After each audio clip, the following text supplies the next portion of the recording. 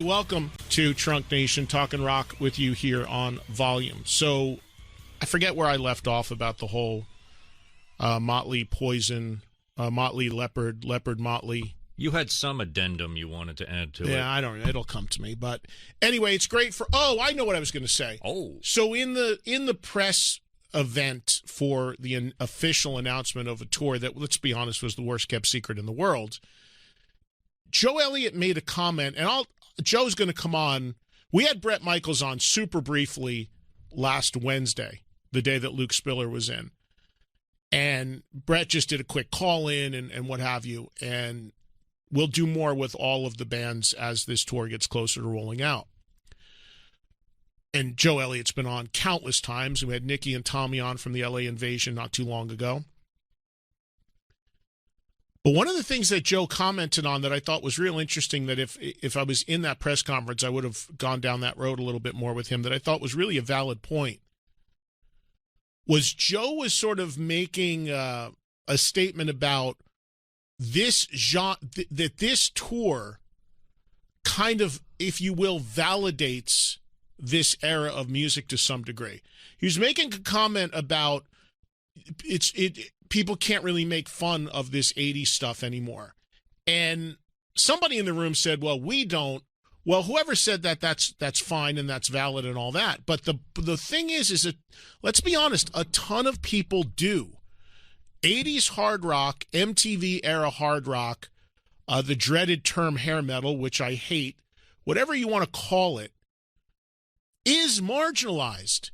It is and has been for probably 25 years marginalized and been confined to specialty shows for the most part on rock radio, and just, not in, it's always put in this little side box.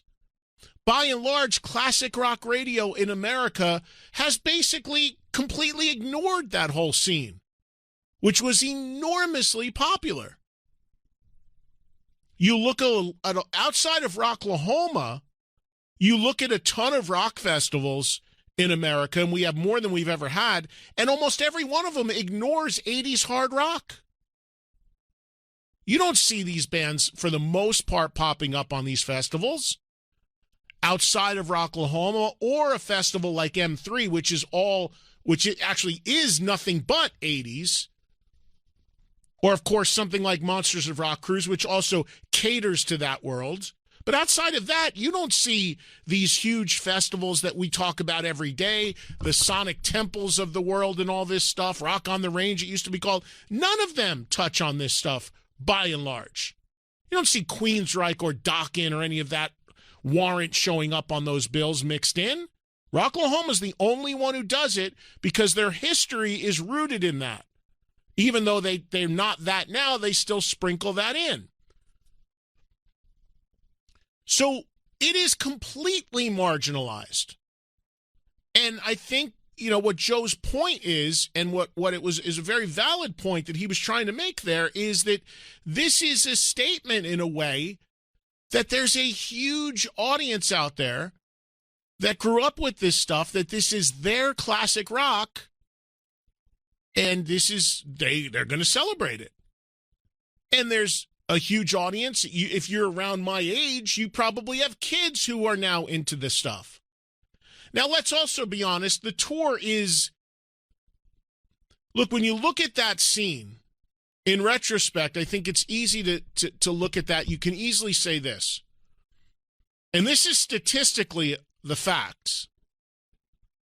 The biggest band to come out of that whole scene is Bon Jovi. Statistically, this is not an opinion. This is statistically. You look at year-end touring grosses around the world, it's not even close. We just talked about it a couple weeks ago when we did a year-end tour report. Bon Jovi is massive. Whether you like Bon Jovi or not, irrelevant. Bon Jovi is also the only act that came from that scene that has completely moved away from it and reinvented himself and itself, but still appeals to that audience to some degree. But then the next biggest bands from that scene you could easily make the case would be Def Leppard and Motley Crue.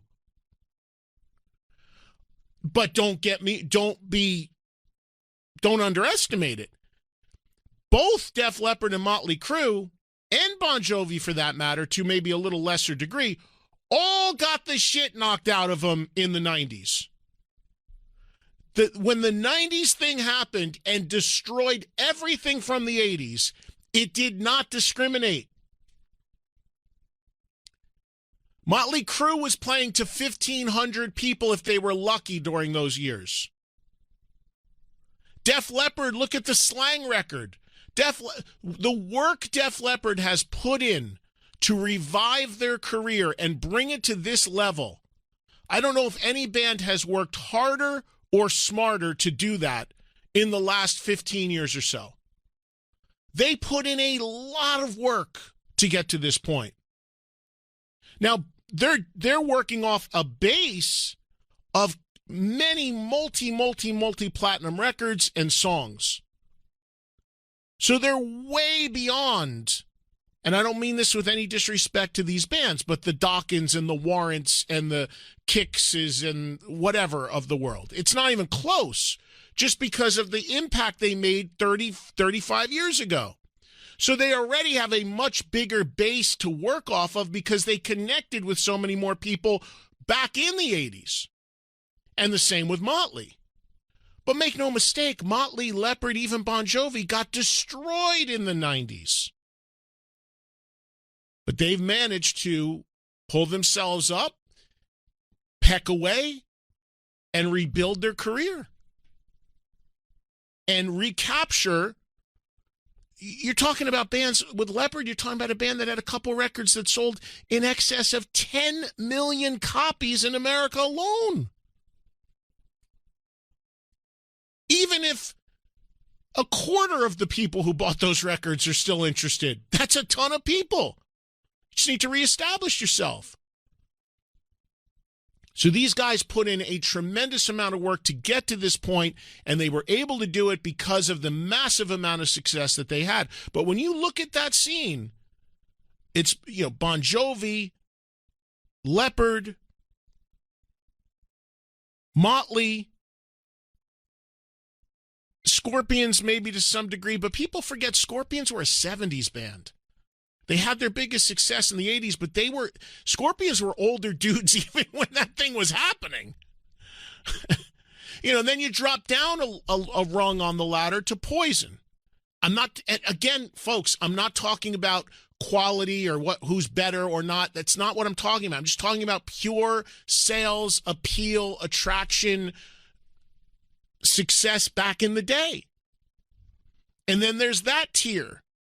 And then, you drop down another tier to, the Dawkins of the world, who never headlined an arena but had a lot of success. Or Skid Row or something like that. So it's all sort of tiered, and if you are good and able to still build your career up and can hang in there, there's a lot of business out there for you right now because you have become a new generation's classic rock that in a lot of ways, a generation that has been marginalized and greatly underserved. It still is. Which is why I've hated and always will hate the terms hair metal or hair band. Because it's marginalizing and it plays into the stereotypes instead of it just being another generation's classic rock. So that's, I think, a little bit of what Joe was alluding to there. It's like, hey, we got the shit knocked out of us for 20 years, and look at us now. And I completely understand that.